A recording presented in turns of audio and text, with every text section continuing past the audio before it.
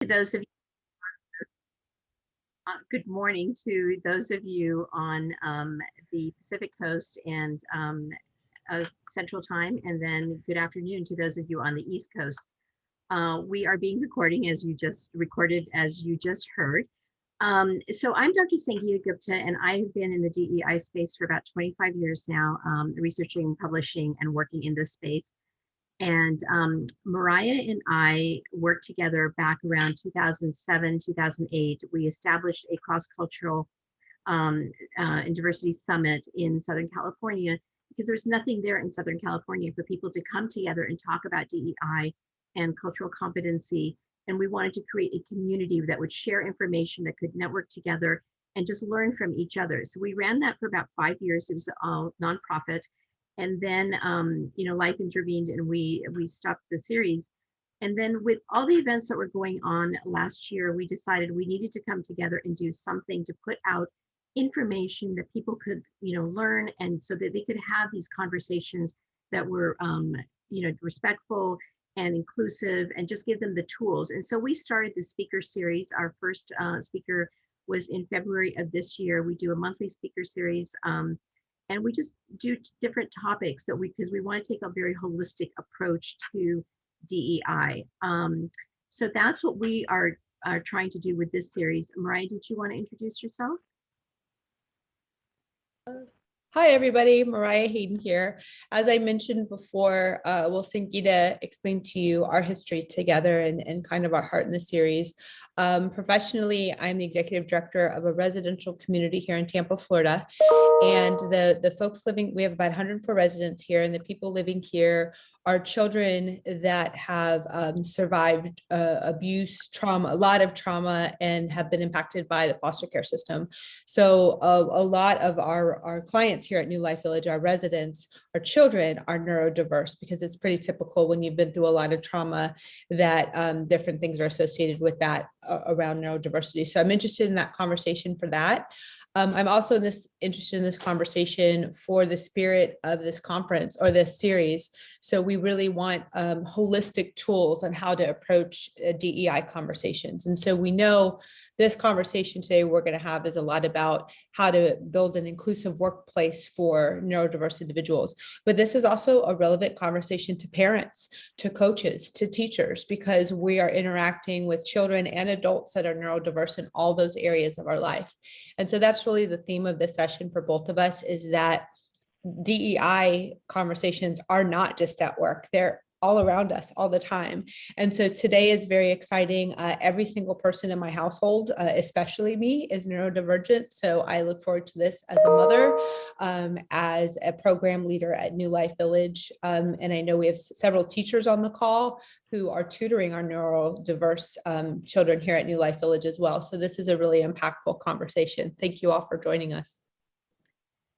So in 2020, the CDC reported that 1 in 54 children in the US are diagnosed with an autism spectrum disorder. And there's different numbers going around, but this is from the CDC. 1 in 34 boys and 1 in 44 girls were identified with autism. Boys are 4 times more likely to be diagnosed. Autism affects all socioeconomic groups, and minority groups tend to be diagnosed later and less often. Today, we want to talk about some terminology, and we also want to understand what IBM is doing. We hear from Nat and Autumn about the impact of these programs and what other companies are doing. And lastly, because we always want to leave you with some practical tips and steps that you can utilize, we want to talk about how you can replicate these programs in your companies. So we're very excited to have both Nat and Autumn with us today. And Nat and Autumn, we want to thank you for taking the time to share what IBM is doing and also your experience with your program today. Can you please take a minute to introduce yourselves? Sure. And first of all, thank everybody for spending some of your very precious time with us today. My name is Nat Lyckowski, and I've been with IBM, I think I'm on year 26 now. And for the past 5 years or so, I've been one of the co-leaders for our neurodiversity at IBM Business Resource Group, and we'll be talking a little bit more about that later. Personally, I am neurodivergent. I was only recognized as neurodivergent when I got to college, and that's when I had my aha moment. Hey, I'm not broken. But I think what really set that up for me was when I had a neurodivergent son. And similar Eric's story, braggy parent warning, at the age of 6, the local school systems told me to put him away into a residential facility. And again, braggy parent warning. So since then, a few weeks ago, he graduated Carnegie Mellon with electronic and computer engineering degree. He has interned at SAP, at IBM, said he's never coming back. Thanks, kid. Facebook, he's interned with Facebook. Facebook gave him a very large offer and he turned them down, and instead he has joined a blockchain developer software guild. And right now he's on a gig in Paris, and then he's going to Barcelona. He did not want to settle down and just work for the machine. And hopefully we'll be getting me a nice retirement villa somewhere. So that's my, so that kind of sparked my passion to see the trials that he himself went through. You know, I have the scars on my back from fighting my IEP and 504s and all of that kind of stuff. And really excited to be part of this movement, not only within IDM, but externally through scouting, through my volunteer work, and networking with so many people. Autumn? Hi, my name is Autumn VanKirk. I work at IBM as well. I've been there technically 13 years, I guess, since my seniority date is 2007. So I actually kind of got like grandparented in incrementally from like a 30-person startup up to one of the biggest companies in the world. So that's been a really interesting ride. I also, excuse me, I also am multiply neurodivergent.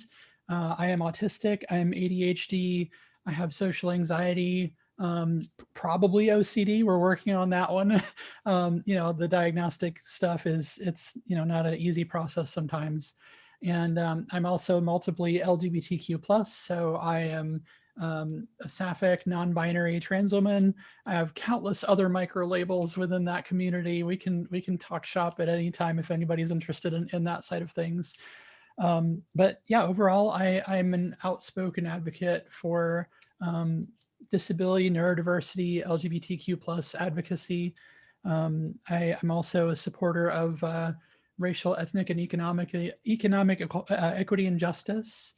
And yeah, some of my history to kind of like piggyback on the proud parent thing. I'm not my own parent, but you know, I was had a really difficult time in mainstream school on account of being undiagnosed autistic, among other things.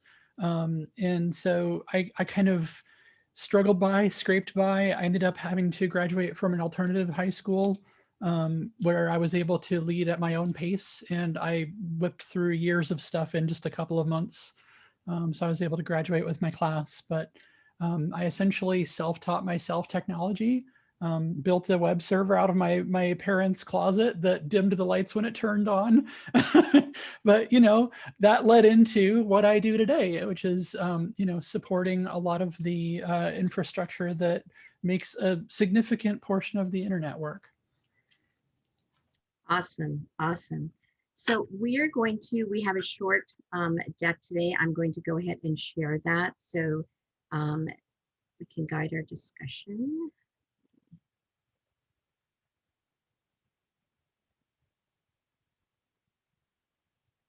So can everyone see that? So we just had our introductions, and we're going to do some terminology so that we're all on the same page with what these definitions are. So Nat and Autumn, over to you. Awesome, thanks so much.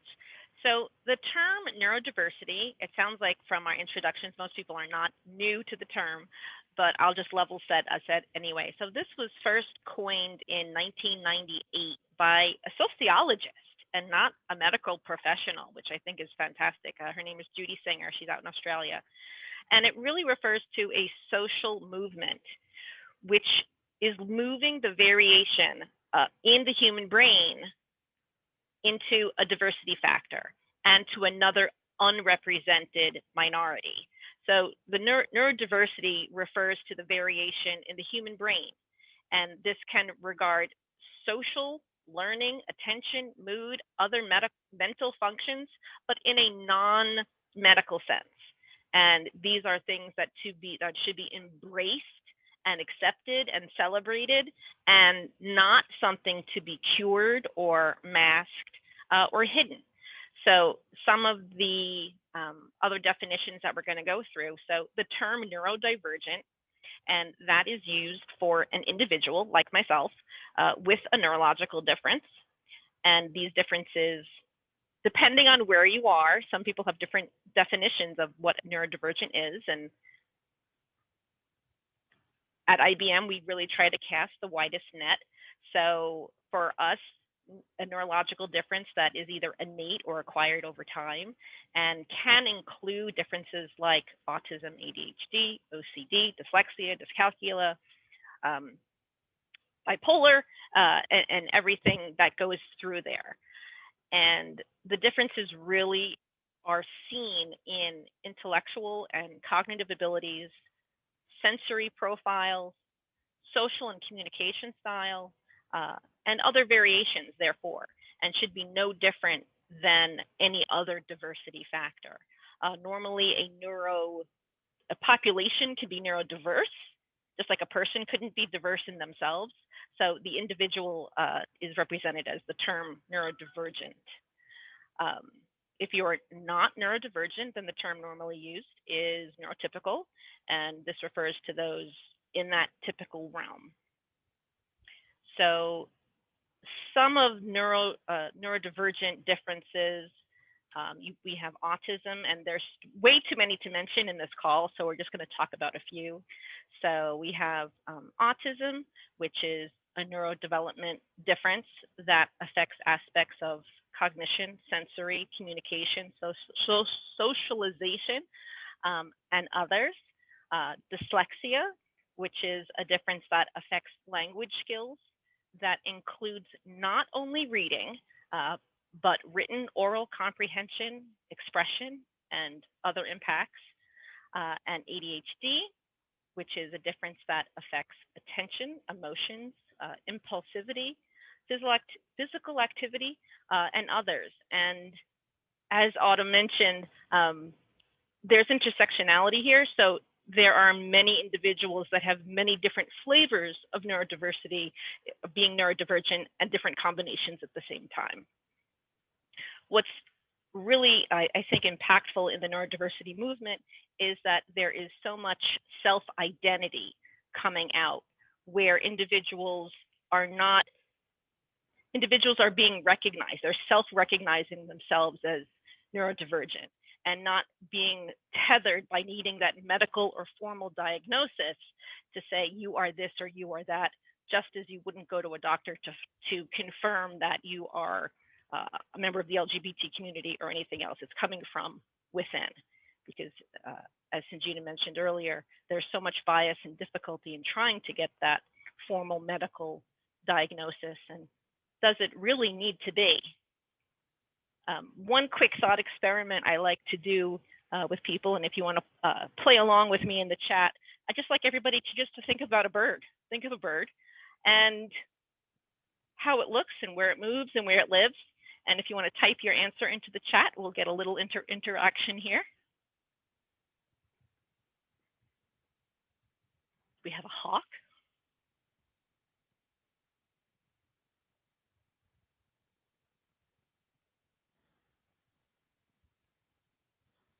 Oh, we have the eagle. Wonderful. I'm a scout, so I always love my eagles.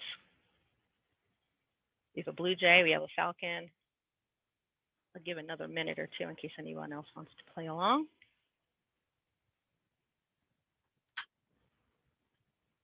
So the bird that I'm thinking of is a penguin. And a penguin doesn't fly, and there's nothing wrong with that. It has completely different strengths. It uses its wings for swimming and not flight. It can raise its young without a nest. It can survive the harsh Antarctic. But if you put that penguin into the desert, it is not going to do well. but we don't try and cure the penguin. We don't try and teach it how to fly. We don't need to. And in that same mindset, neurodivergents don't need to be fixed. We need to be embraced and celebrated for our differences. Autumn, anything else to add?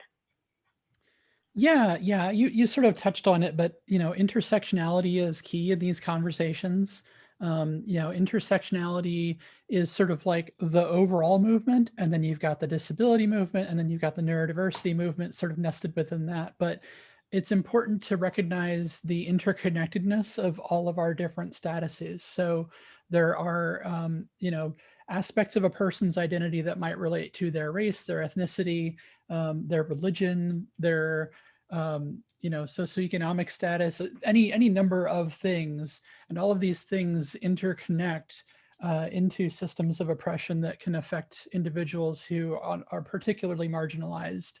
And when we talk about neurodiversity, it's a thing that crosses all other DEI factors, as Nat said.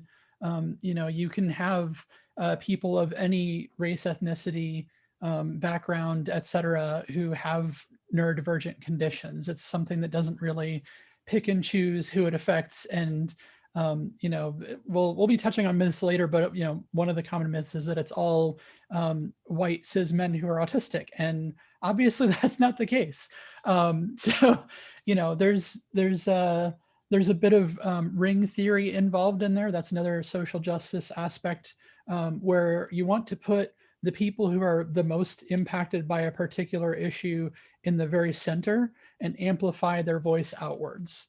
And I think a lot of times we, especially well-meaning caretakers and support staff, will sometimes try to speak for the individuals that are in the center. And what neurodiversity encourages people gently to do is to find the neurodivergent voices and amplify those voices and what they have to say outward, so that society as a whole can be improved. But yeah, I mean, if you've met one neurodivergent person, you've met one neurodivergent person. Everybody is impacted differently. I'm grateful enough to be mostly speaking, but there are many non-speaking people who have absolutely incredible things to say if we're willing to listen.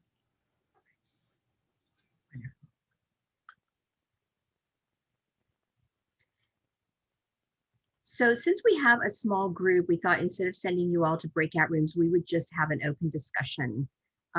So the first question would be, what are some of the stereotypes and traits that come to mind when you think of a neurodivergent? And then we're talking about both positive and negative stereotypes. So we'll do this for about 8 minutes. So if you want to go ahead and unmute yourselves and just talk, let's talk about these stereotypes. I think of the hyper-focused, it's like Rain Man, in the movies, that whatever that might be, math or science or computer programming.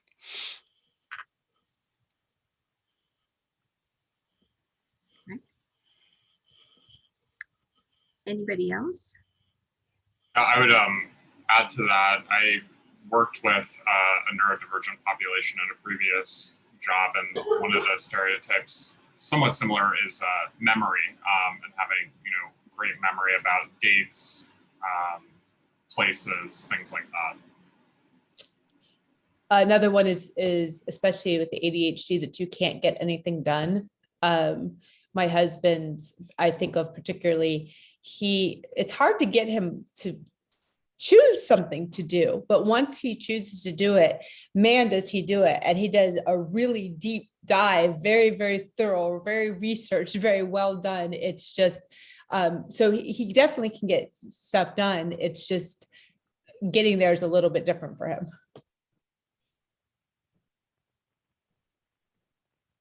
Any other stereotypes? I'm going to add a negative one, and that is neurodivergent or autistic people have no empathy. And which is sometimes, for my case, the opposite. Sometimes I can be so empathic that I can be like shut down because there's just so many emotions and feelings, coming in. A negative stereotype also is that they're moody or explosive. like you can't really predict the emotional stability of people in this group? My little experience with the ADHD is their difficulty to focus for a short time even. I have a couple being too literal and maybe too and too honest. So if you really don't want to hear the truth, don't ask, or you probably will get it, right? Too little. I just have to add, yesterday I saw something. Somebody at the grocery store asked someone, "Do you want your milk in a bag?" And the guy said, "Why would I pour my milk in a bag?"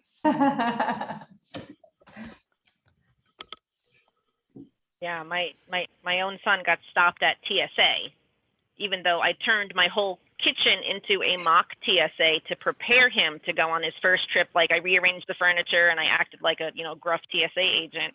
We did all of that preparing work. Although if you are traveling in the US, you can contact TSA. I think it's 2 days in advance, and they'll actually have somebody there to help you, like meet you at the gate. And it's for any reason, like whether you're a mom with young children or neurodivergent or whatever. So that's a great resource.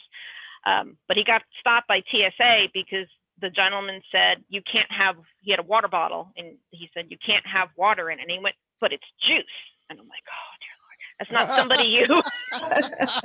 So he got ripped out of line and thrown against the wall, and the whole, like, being a smart ass, whatever kind of kid. And I'm like, oh, that's one thing I forgot too.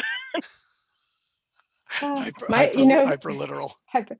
My husband, when we were at TSA, she said something about your ticket, and he said, well, it's really not my ticket because it belonged to American Airlines, right?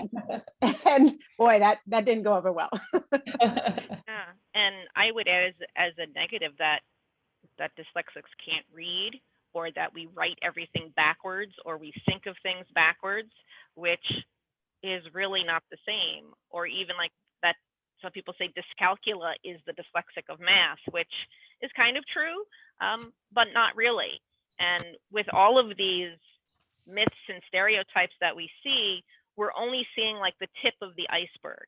If we think of what there really is showing to the external person, that person may be like, oh, they can't focus, or they can't do this, but you're not seeing all of those superpowers that are under the water level, or issues about anxiety that are, again, under this water level, looking at that, why the behavior is happening. My son, when he was 6, when the school said he can't be in regular school, was literally throwing chairs. So they had to remove him the situation. Instead of asking, why is he throwing chairs? And the reason why is that he was at the age of 6, was already reading Magic Treehouse chapter books. And the teacher is sitting there going, C is for cat. And I'd want to throw a chair if I had to sit in that environment for that length of time. So rather than having a conversation, the gut reaction was just remove him. And after we wind up moving schools, they skipped him 2 grades and gave him an aide, and he was able to blossom. So again, it's getting that penguin out of the desert and putting him in a place where he can thrive and he could succeed. Yeah, I was going to say there's a negative association with autism in particular. Most people assume that autistic people have accompanying intellectual disabilities. And, yes, some do. Many do, in fact, but that's not necessarily true for all autistic people. There are right now 3 different diagnostic levels, and those levels refer to the support needs of the individual versus their functioning level. So basically, we've moved from a model where you're, X amount of functional in real life to these are what your support needs are. And, those support needs vary from day to day. And that's part of what makes it such a invisible condition, is that, some days I can get up and I can get a shower and brush my teeth and get to work on time and feed myself. And there are days where not all of those things are true. And I don't know what kind of day it's going to be until I wake up, or even sometimes partway through the day. It's like, wow, I've got nothing left, and I've got another, 6 hours I've got to get through, So I don't know. I think it's interesting to consider. And the other part of that too is during my education, I actually, they did all kinds of IQ testing and all this sorts of things. And they put me in the, what they called the gifted and talented programs. There are a million names for these things. I believe the current nomenclature is twice exceptional, which is that you're, intelligent, you have high intelligence, but you're also disabled in some way. But I remember being put in fourth grade LD reading classes with, when I was in first grade, I think it was. So they're placing me several years ahead, but a half step back. And they were hoping that worked. And I mean, it kind of did, but it certainly wasn't the experience I needed. So there's this sort of like invisibility to having, especially undiagnosed neurodivergent conditions.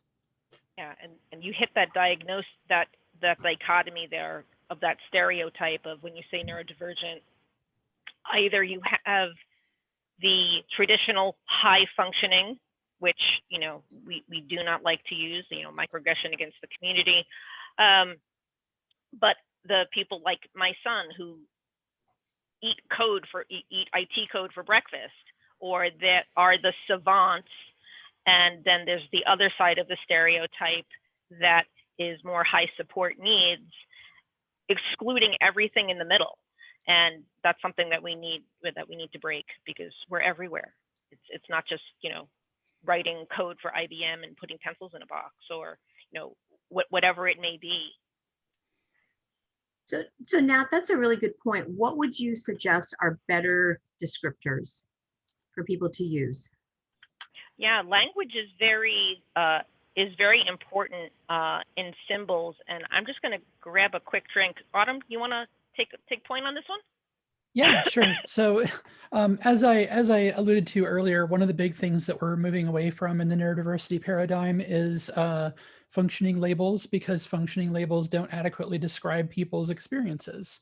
It also is sort of in tandem, in lockstep with the concept of moving away from the medical model of disability. So, the medical model says that there are cures and preventable causes for neurodivergent conditions, or that, that with treatment, people can be normal.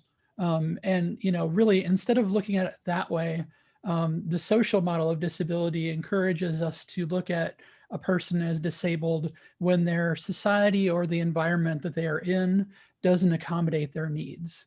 So, for example, I'm not disabled when I go to the grocery store because I have sensory sensitivities, or because, I have a lot of difficulty with large groups of people and large gatherings of people. My disability is centered around the fact that the lights are bright, the scents are very strong, the music is very loud, the carts bang together, and almost no steps that could be taken to minimize those concerns are taken, because the neurodivergent experience is not taken into account. So yeah, it's more about what support needs do you have and how can those needs be met. We also, as you have picked up on, I'm sure, we tend to use identity first language in the neurodiversity paradigm. So what that says is, I'm not a person with autism. My autism is not a handbag that I can leave at home, or, something that that I can forget to bring with me, because I do that all the time. It's really more that it's integral to my experience, and it's a core part of who I am as a person. So, the person first language came out of the disability movement in, I think, the 80s or so, when we wanted to recognize that people who have disabilities are people first. And that still is very much true. So it's a case-by-case basis where largely in the disability community, you have person first language. Largely in the neurodiversity movement, you have identity first language. And as with all language, you want to make sure that you're not coercively labeling somebody with a term that they don't find acceptable. So, you always have your safe default of, to use gender, for example. If you have somebody coming over to look at your plumbing, you don't say, oh yeah, the plumbing guy is going to be here. You'll say, oh yeah, they'll be here with their plumbing truck in a little bit. Because you don't know who the person is until they get there. So in that instance, they is the safe default for a person who you don't know the identity of. Likewise, in the neurodiversity community, autistic person or ADHD person is typically the safe default. And then you still want to get to know each person individually, because as we said before, if you've met one neurodivergent person, you've met one neurodivergent person. And it's best to learn what language best honors that person in neurodiversity as well as all other things. It's kind of like when you get to know somebody, learning their name, that's a good time to also have that conversation if it's appropriate for the moment. Okay, great. Let's talk, we talked about some of the myths, but there's a couple here that we didn't cover.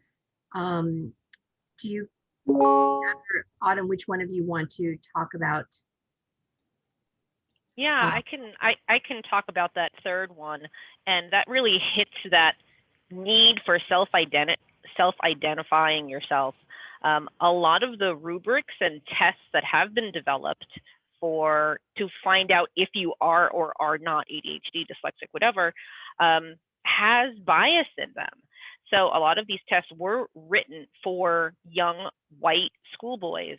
So as they go through these tests, and they're done on adults, or they're done on women or people of color or of different socioeconomic status, they don't check enough boxes to get that diagnosis. So since they're not getting that diagnosis, they don't get the help in school, they may wind up incarcerated, or all of these things that flow out, where I myself, since I don't have any papers or golden ticket since college, I went through and said, maybe I should get reevaluated for my own self-discovery. So I went through my insurance list, and first there was a horrible, very, very small number of people that even did that. And then after that subset, I had to remove, okay, these 10 people do this kind of work, and only 3 of them are accepting new patients, just because there's a lack of mental health providers. There were others, but they were not under my insurance plan, which meant a large out-of-pocket cost. And then I finally waited like 5 months for the appointment, because there was a very long wait list. And then I got there, and he handed me like a booklet written in 1982 and a number 2 pencil. And he was like, here, fill this out. It'll tell us what you are. And I'm like, yeah, check please. Like, this is not, like, I need person-centric support. So, we think of how many, individuals, that, like these stereotypes that are in play, where you might have, a Black youth that is an ADHDer, but cannot get the help, and instead they're just labeled lazy or unresponsive or whatever, because of these societal biases and discrimination. And this other myth is that, we talk about the CDC recognizing, 1 in 4 children. Well, guess what? These children grow up. They become parents. I'm one of them. They become customers for businesses. They become leaders in our community, and that's not thought of it. And so many parents and caregivers get this, oh, he'll just or she'll just grow out of it, or it's reflected negatively on them because it's your bad parenting that's causing this. Why don't you spank them, or why don't you do this, or you let them play too many video games, or whatever it is, which then negatively affects the parent, who is the one that needs to help teach that child to become a self-advocate for themselves. Yeah, I think if we reframe parental support as through the social model, of looking to see how they can help their child succeed, instead of pathologizing their condition and trying to fix them and make them like everybody else. I think embracing the child and helping them unlock their abilities, that's that's what good parenting can look like. But bad parenting, I don't think, is the cause. And just briefly to touch on the third one, that the stereotype of only being in, you know, white cisgender boys is that actually prevented me from finding diagnosis until well into my 30s. You know, I was, at the time that I would have been evaluated for autism, I was, you know, 12 or 13. We had just developed the diagnosis for Asperger's. And of course, it was based on this very limited rubric of like, this is how it expresses in white cisgender boys.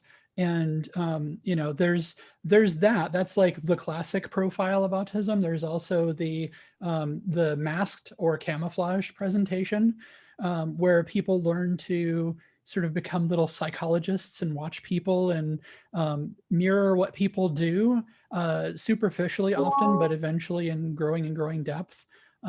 So that experience is typically seen more in girls, but again, it's kind of like sex in humans. There's a bimodal distribution of men and women, and you know, people are inside, around, and otherwise. It's kind of like that with the autistic profiles. There are, you know, two main distributions, but there are other types that can express themselves. And the way that I experience autism far better aligns with the way that women experience autism. And I didn't even think to evaluate myself under those standards until, you know what, just last year. And it all started to fall into place. And, you know, I wanted to touch on something Mariah had said earlier about dealing with trauma. I think that our society raises no untraumatized neurodivergent people. So I think that, you know, finding ways to be trauma aware as we go through these things is also important. But certainly learning about, you know, how the presentations differ was really what unlocked it for me. And I actually ended up teaching my diagnostician how to diagnose me. So that's always fun. Great. We're going to shift gears a little bit and talk about why it is important for businesses to embrace. So Thanks so much. Yeah, I can definitely take that. So when you think about skill, having multiple points of view is the best way to innovate. And going through that, when you can look for different skills, different strengths, different ways of people think, you are going to get for your business a benefit. And the benefit can really trickle down everywhere. Obviously, this can help your company's personal reputation and pride from our corporate citizenship. Sorry, my brain's buffering. Corporate citizenship, but it also can lead to innovation, which really pops over to some great statistics. And there'll be some links later people can look at.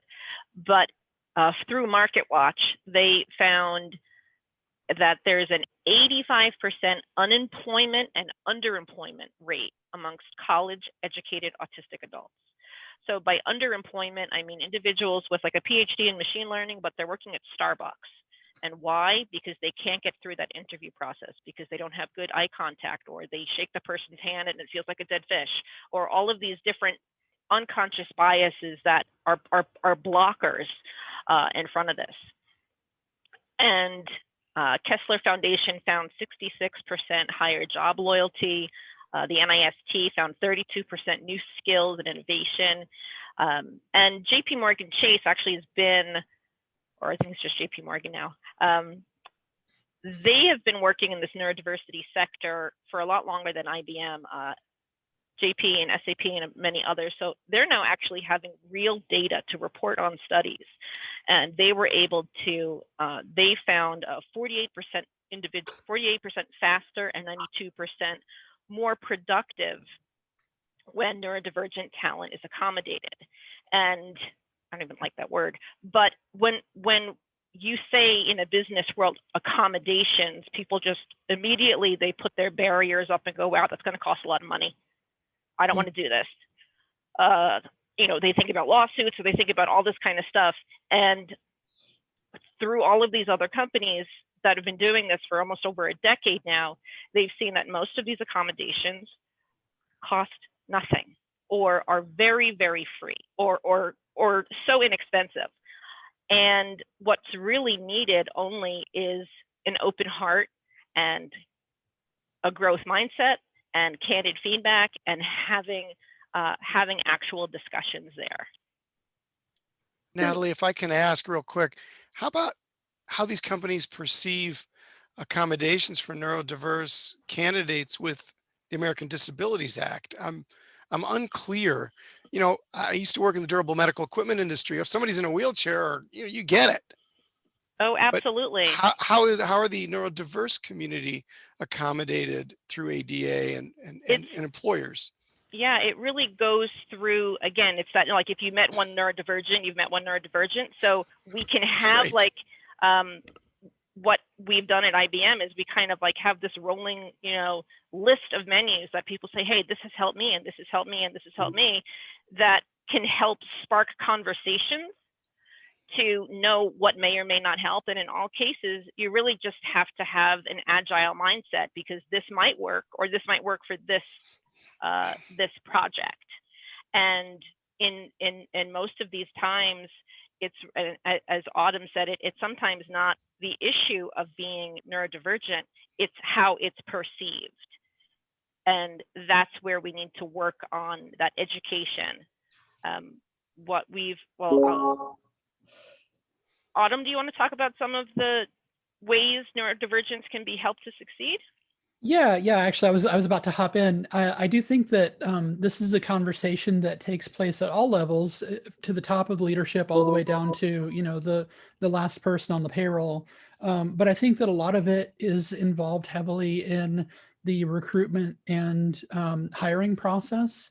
So this kind of ties in with LGBTQ plus representation as well, where when you reach out to a candidate, some best practices include, the recruiter introducing themselves by name and pronouns, and saying very clearly early on in the conversation that, we do offer accommodations, and, we invite you to let us know if there's anything you need.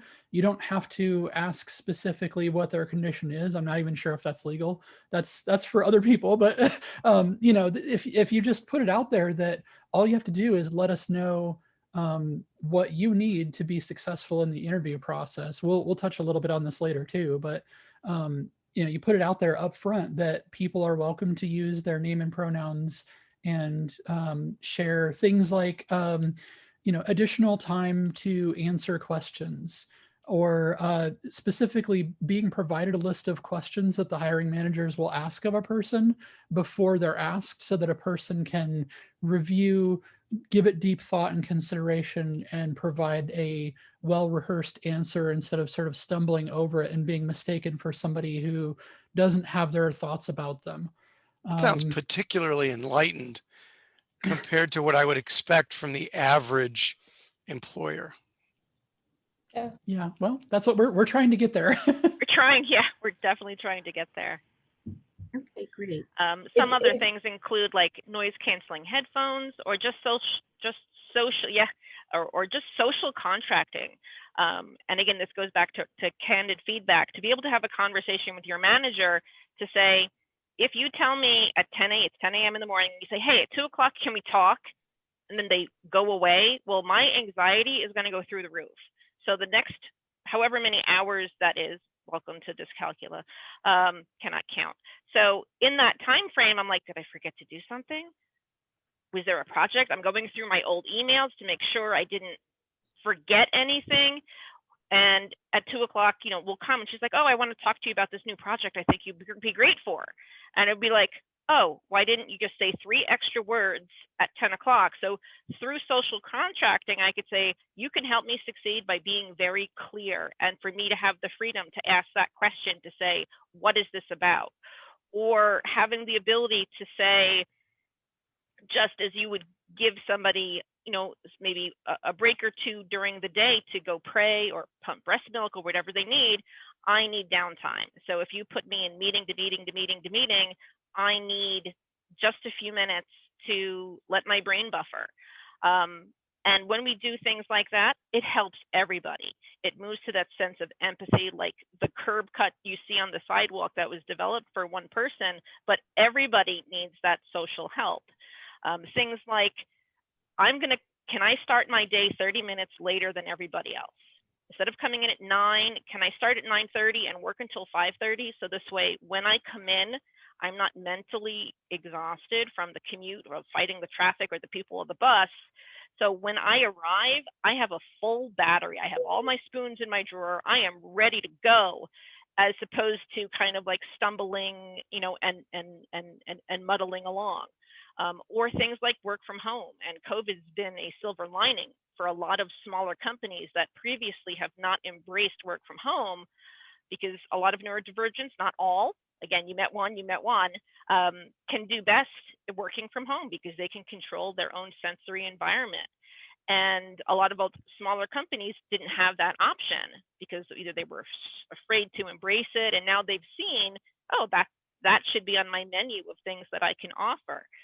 And whether it's because you're autistic or because you have a small child or you're caring for, your parent, let's help everyone succeed. Or simple things like, I would like to face west in the block of cubes. This way I'm facing a wall instead of facing all of you that has too much sensory input. These things cost absolutely nothing. You just need the freedom to say what it is that you need. I'm very light sensitive. I get migraines with what's it called? The fluorescent lights. So I've often we actually got rid of the fluorescent lights in this office here, and I usually have desk lamps, but there's been some places where I've asked if I could wear a sun visor in front of my computer. And yeah, it looks weird. You walk by, I'm wearing a sun visor, but that is something that could help me out with that too. Cause I know the lights have messed me up really bad over the years, especially if I worked at a cube farm where there was, lights. One of our cube farms, one of our neurodivergents at I think it's our Cambridge office. There they have an agile space, so all of the walls are on wheels, so you can move them around and arrange them as needed. And he has 2 extra walls. So when he feels the need, he can make a little fort. And Mariah, it's funny you mentioned the lighting. He actually has a piece of foam from Home Depot, and he puts it on top of his little cube wall like a hat. And he has a little lamp, and he's in his fort, and he can control his own lighting. It costs nothing, just to have people understand that if he's in his fort, send him an email for whatever that space, and think about the sensory diet that you're giving the people. Does anybody want to sit next to that noisy printer or the kitchenette that smells like burnt popcorn? Nobody wants to sit there. Put a door on it, right? Put a fan on it. And with COVID redesign, this is a perfect time for companies to think about, when they're doing social distance planning for physical space, think about that sensory diet, about your lighting, about sitting next to the elevator that goes bing every so often. That just, can drive you up a wall and reduce your work efficiency, which from a business, we're all about the money, right? We're all about the revenue. So trying to move into what we can do there. Yeah, I was going to say some of the things that I would benefit from, just to piggyback real quick. Things like definitely get rid of all the fluorescent lighting. Fluorescent lighting just needs to be dumped in the bayou. We don't need it. Give people control over their environment to the greatest extent that you can. If you can, put people in an enclosed office, if that's what they want, if that's what they benefit from. So for me, I don't need a huge office. I just need a closet with an Ethernet port and an outlet, and I can take care of the rest. People tend to know what their needs are and know how best to address them, and may already have addressed them in their home environment. So you just have to, foster an environment where people can do those sorts of things to optimize their experience. And it's also things like, give me an advance notice when they're going to be cleaning the carpets, because the carpet cleaners, the chemicals they use give me a migraine every time. So, advance notice of changes to the environment, looking at the environment to look for sudden changes of any kind. So for example, the restrooms at the office that I work at, they put in these really, really bright, like garish, like 6,500 degree Kelvin lights that are just super white, almost blue. And I go in the bathroom, and when I leave, the contrast of that with the like 3,000 Kelvin nice warm lighting in the hallway makes me just like, I literally have to stand at the door at the threshold and adjust myself for a few seconds to like the change in the environment. So you kind of want to look for like high contrast changes in the environment. Things like the fragrances used in the restrooms to keep them smelling fresh. You know, go for as gentle a fragrance as you can. You know, go for as small gradients as you can in all other regards, noise gradients, sound gradients, all of that. Yeah, And, you know, just, I was yeah, gonna add real quick, on when we're talking about another accommodation with the interview process, another thing that I've seen is there's a therapist's office that when this can be a part of your form that you send to everybody, and it has like the address, it has a picture of the front of the building, it has a picture of the door that you go into to go into the receptionist area, it has a picture of the receptionist area, and it has a social script that you can use as an example of like, you know, oh, I'm here for my 2 o'clock interview. You know, could you please check me in? Just a very basic check-in script. And, you know, if more places did that everywhere, it would benefit everyone. As Nat mentioned, the curb cut effect is a real thing that people benefit from. yeah, and so much of this goes across that, again, that sense of empathy, and then what we think is acceptable.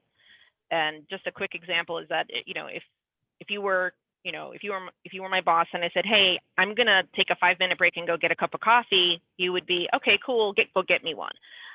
But if the person said, I'm gonna close the lights in my office for 5 minutes and just meditate, they would be like, huh, what are you doing? Like, you know, what is really acceptable, and who gets to do that. Great. Well, those are some wonderful suggestions. Let's switch gears a little bit and let's talk about what IBM has done and why they wanted to address this and what they put into place. So if you could talk about that for a little bit. Sure. Our neurodiversity journey at IBM started in 2015 with 2 individuals. One of them actually attended the World Autism Day at the United Nations and really saw what other companies were doing in this space. And knowing that IBM has been a leader in diversity for over 100 years, you know, hiring the first women, the first people with disabilities, it was like, wait, why aren't we in this space? So work to change that. And it started out with as an employee resource group called Autism as a Skill that was really focused on parents and caregivers and trying to get more autistics through the hiring portal, because that's where we were seeing a lot of talent left on the floor and other folks going through to gobble up this talent, right? And every company wants good talent. So through 2016, IBM actually worked with an NGO called Specialisterna, and they are international and they help facilitate getting more neurodivergence or, you know, into your program. So through targeted hiring cohorts, where the interview process has changed for almost like, instead of it being 40 minutes, it's a week, where things are very slow and very transparent. We were able, in 2017, our first pilot program was in Lansing, Michigan, to target higher neurodivergence. But the other piece of our business resource group was to work on culture change, because you can spend as much money as you want going out to the, you know, top universities or whatever to farm out these candidates. But if your culture at your company is not welcoming, you've wasted your money because people aren't going to want to stay. And then it's just box checking, which actually can be backfire, you know, to you. So, you know, you want to ensure that your culture is ready at the same time you're ready to strike this to start. So in 2018, we rebranded our Autism as a Skill as Neurodiversity at IBM to really encompass that wider neurologic net, where we're looking at dyslexia and ADHD and dyscalculia and all of these different conditions that people think as a negative into the positive of what skills that they can bring. And in 2019, we grew our membership to over 1,400. I think we're over at 1,800. And right now we have neurodivergent targeted hiring programs in 10 countries around the world. And we have done our neurodiversity enablement training or acceptance training in over 30, and also having some of our education content translated in over 10 languages. So our program at IBM is really focused on, we call it the 3 A's. We have the awareness level, the acceptance level, and the advancement. And awareness is when you're starting to learn about what this is, but awareness is passive, right? You can say, I'm aware that a Muslim family just moved in on my street, and then you do nothing, it's just passive. The next step of acceptance is when you're interacting, where you're doing things to change the culture to be more accepting. And in our advancement stage is where neurodivergent voices, as Autumn mentioned in that ring theory, are heard, are asked for, where we're not going to make a program for women without talking to women, or a program for LGBT without talking to that community. So working to actually have the neurodivergent voices, even if it's just one, starting from there, we've had so many people come out as being neurodivergent. So in addition to these targeted hiring programs, and our hiring program sits under new collar jobs, which focuses on skill and not an actual degree. We have safe space task forces within IBM. So IBMers who themselves identify as neurodivergent, that we can come together for psychological safety and support, but it's not just that. It's a task force where we can poll, we can create initiatives ourselves, we can do vetting. So IBM is going to publish an article about autism. Well, it has to be vetted by actually IBMers who are autistic to make sure this represents our community, just as you would in any diversity factor. So we use Slack for our virtual spaces. So we have one called Neurodiversity at IBM, which is all neurodivergents and allies and people who may be in the closet still. And then we have these safe space virtual channels. We have one called Actually Autistic, and we have one called Actually Neurodivergent, or and we even have one for parents and caregivers of neurodivergent family members. And the best information that exchange there is when or for me personally, is when I see a parent say, hey, my child was just diagnosed with whatever. And then the response is, congratulations, we're excited to see you teach your child how to use their superpowers. We have them too, we can help. So having that conversation with somebody who is from that identity group to help that parent teach self-advocacy, to teach them to embrace who they are. And it's really been exciting. And I'm excited to see the change that we're going. Literally, I think it was last week or maybe a couple of days ago that our IBM Japan team is now on board. So culturally, there's cultural biases that we have to be mindful of, and just getting that movement there. Last month, we had our first IBMer in India have the courage to come out and now speak publicly about what's it like being neurodivergent in India, and having that through. Through that, we've also created a lot of YouTube videos of storytelling, and I'm going to try to share one of those now with you. One of the voices in it might be quite familiar. And I actually helped script it, so we'll be right there.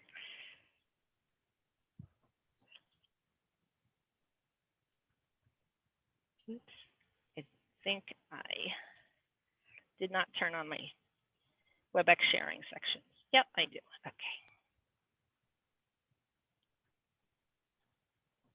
Can you see my screen?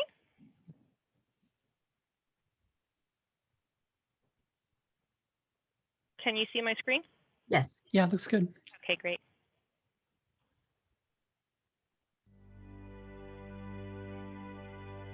What does it mean to be autistic or to be neurodivergent? To be told that you are too sensitive, too honest, too literal, to be misunderstood. The complexities of being neurodivergent in today's world are multi-layered and confusing at best, leading to thousands being unemployed with devastating impacts.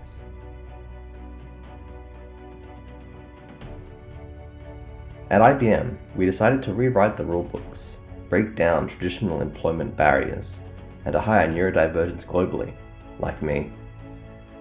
And to support and accept the neurodivergents that are already here at IBM, like me. To move beyond awareness into acceptance, and not only of autistics, but dyslexics, ADHDers, and beyond. To respect neurological differences as any other human variation. To be equal. To be equal. To be equal. To be equal. Today, with neurodivergent IBMers, like me, we can bring a new perspective. To share our strengths and passions, and work with others who share our goals. So we all better understand ourselves. Together we know our own business better, inside out. Develop advanced solutions on very complex platforms. Across blockchain, on cloud, or within cognitive systems. The truth is, our approach to neurodivergent talent has made IBM more agile, faster, better. More human. More human. IBM puts smart to work with neurodivergent professionals.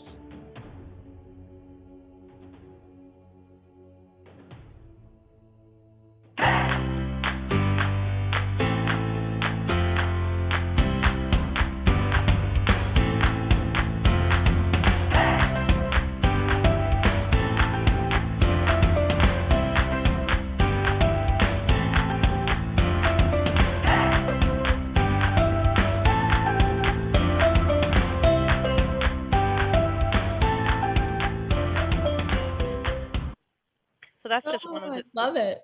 That's just one of the videos that we've made, and we have a whole playlist, and I'll drop that link into the chat. And we're really focusing on our neurodivergent voices. And some of the people that you saw in that video came in through our targeted neurodivergent hiring protocols, and some of them already came in, and we're already here.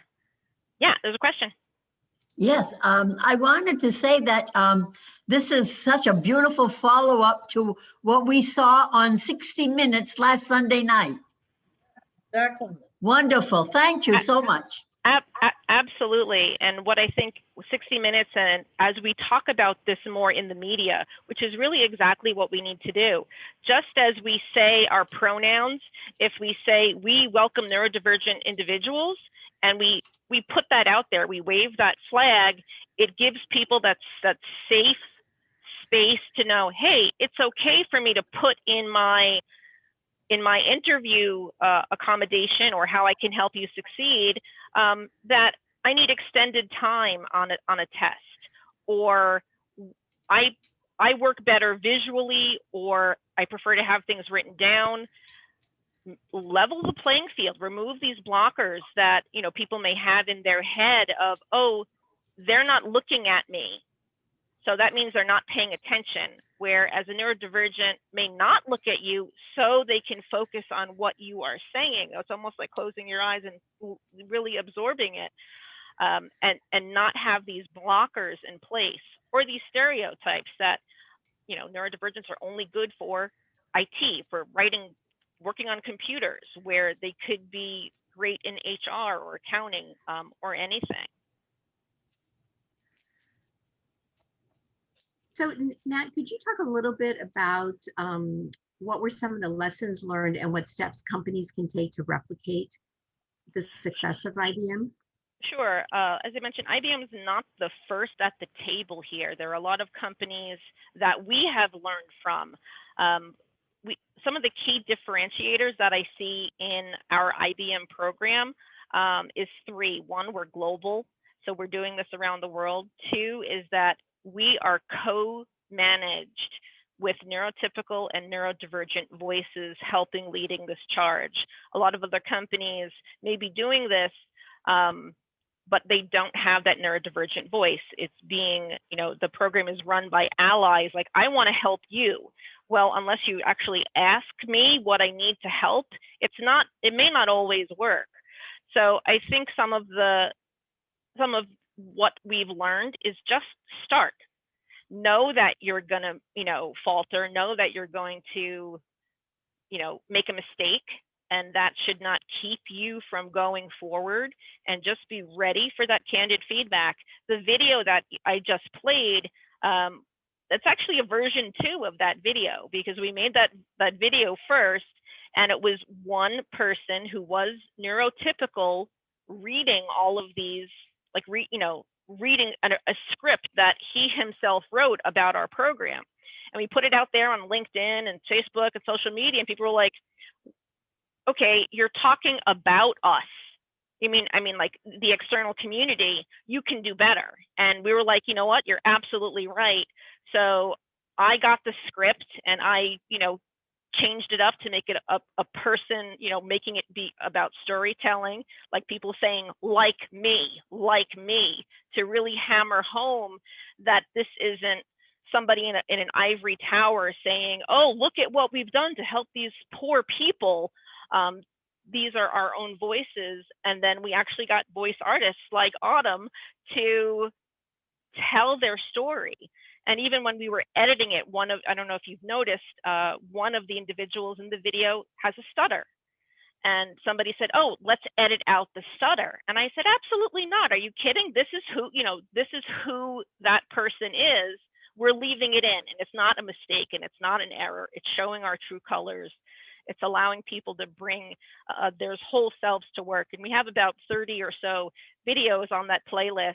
They're all, 3 to 4 minutes long. I sat for one, telling my story about what it means to be neurodivergent myself. So I would say reach out to others. If I had to help, what people can do is reach out to your local NGOs that you may not know about. So the Office of Vocational Rehab in most states are very eager and willing to help place individuals that have different skill. It might be in IT, or it might be in manufacturing, or it might be in accounting. Work with your Office of Vocational Rehab. Reach out. Excuse me, real quick. Will you define what an NGO is? Sure. It's like a non-government run nonprofit organization. So like Specialist Sterna is one, the ARC, the ARC, Autism Research something. There's like the ARC of Michigan, the ARC of Pennsylvania. Work out with these groups. Reach out to your local community college or the local universities near you and say, because they have career development departments and they can connect you with, with your neurodivergent population. Thanks, Diane, put some companies or some organizations in there that you can work with. You can also reach out to, IBM is part of Through Disability In, and I'm going to share my screen again, just one moment.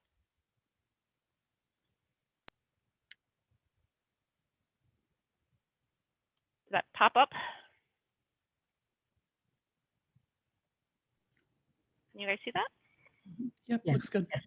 So through the Disability In organization, we have this Autism at Work Employer Roundtable, and it's actually going to be rebranded as the Neurodiversity at Work Autism, or Neurodiversity at Work Employer Roundtable. So these are all companies that have had a neurodiversity targeted hiring program or acceptance program for at least 1 year. And you can see we have everything from Rising Tide Car Wash to a lot of big names here. And what's fun to point out here is that if you look, IBM is on the board but we're also right next to HP and right next to Microsoft.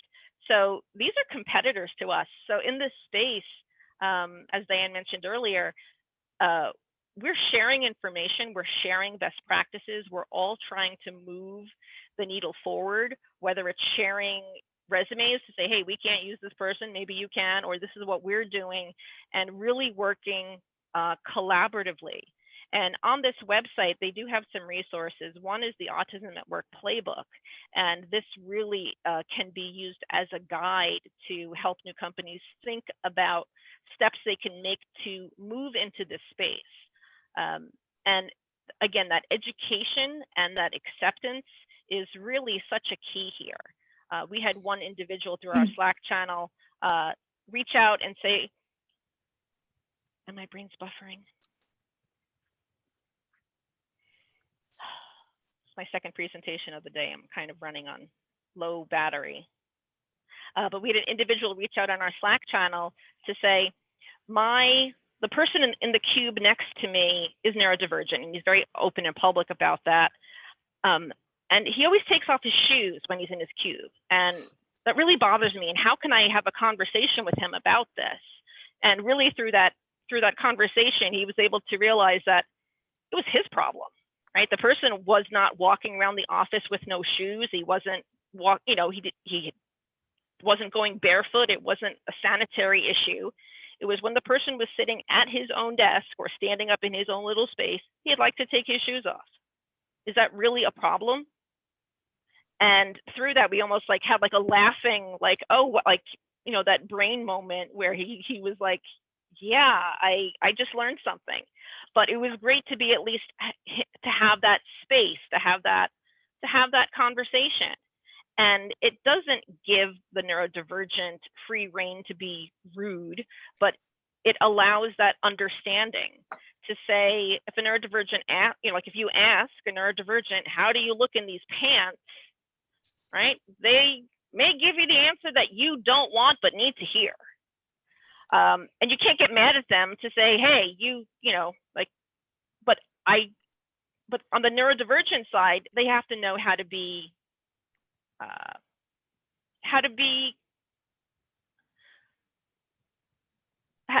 find that middle ground. So instead of saying, yeah, you look awful, instead, we can learn to say an A-line skirt might be better for your body frame. It doesn't give permission, but it allows both individuals to come and meet in the middle and have a candid conversation and feedback to help both people. Hey, Nat, I was going to add, I put the link to the website you were showing. I put that in the chat for everyone. And I just wanted to mention there's several companies on that list that are in Southern California. So Warner Brothers, for example, Microsoft, and then also, right, I think, Nat, you mentioned the Rising Tide Car Wash is in Florida. And they are very active about speaking to groups. So it might be something you want to reach out to the CEO of Rising Tide. Maybe for a future conversation, and the other companies are all willing to talk and share the information about their programs. Great, well, thank you. So we have about 5 more minutes or so. I wanted to, Nat, if you could just talk a little bit about what support you need from leadership to get a program like this in place. Absolutely, and I think what we've done at IBM is typical that we've seen, in which we started grassroots. We started with this business resource group that said, this is important. And that same model is what happened with the LGBT plus movement, where these things started grassroots. But having a leader and having your leadership say and understand that you may need to make that business case to say, we want to target higher and pull in resources that other companies have done to say, okay, maybe we had to spend this much money, but we were able to multiply that by many factors in innovation, in revenue, in the intrinsics like corporate citizenship. And if we look to that, going back to that statistic of like 1 in 20 being neurodivergent, approximately, 1 in 50 or 1 in 50, you're talking about people who you work with on a daily basis. So if you have a company of 50 people, you already got one. If you have over 100 customers, you already have 3 of them. Or your community going out, and to really get leadership involved to say, this is a win-win. This is going to improve our employee morale internally. It's going to improve our revenue. We're going to get more customers. There's really nothing wrong. It's like the question is, why not? Like, why wouldn't you want to go through this if you're getting all of these benefits? If you can get people who have fantastic thoughts, who can focus, who can spot errors in code, who have attention to detail, who have higher loyalty, and all you have to do is give them a different lighting, or let them come in 30 minutes late, or just be able to have a conversation to say, this bothers me when you do this, can you do this instead? And not that be a hard thing. Or if the person says, I'm going to shut off my lights and rest for 10 minutes instead of getting a coffee, but then they, create 30 patents for you in a year, is that worth the effort? Some facilities have even put in meditation spaces that are good for all, right? Where you can go in and relax. One of the locations at IBM, they have like adult coloring books and fidgets and just things to relax, so you can recharge and come back. And in a lot of these cases, in addition to that increased revenue, it's also an avenue for that neurodivergent to become independent of themselves.